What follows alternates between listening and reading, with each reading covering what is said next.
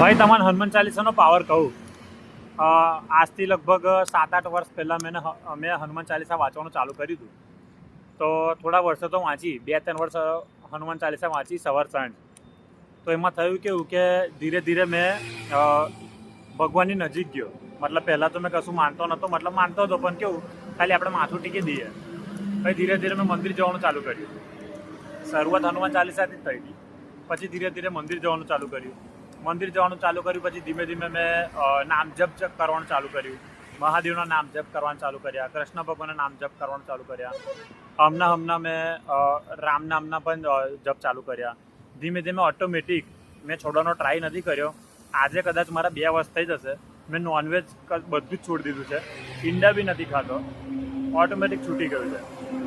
તો શરૂઆત મારી હનુમાન ચાલીસાથી જ થઈ હતી.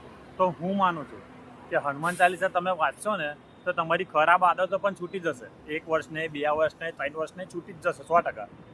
પછી ધીમે ધીમે મેં ગીતા પણ વાંચવાનું ચાલુ કર્યું.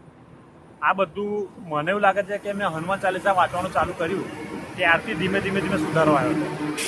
તો હનુમાન ચાલીસાનો પાવર આ છે. તો તમે પણ વાંચવાનું ચાલુ કરો. જો ના વાંચતા હોય તો સવાર સાંજ વાંચો. આજે ને કાલે જો તમારી ખરાબ આદતો હશે ને છૂટી જશે, 100% લખીને લઈ લો.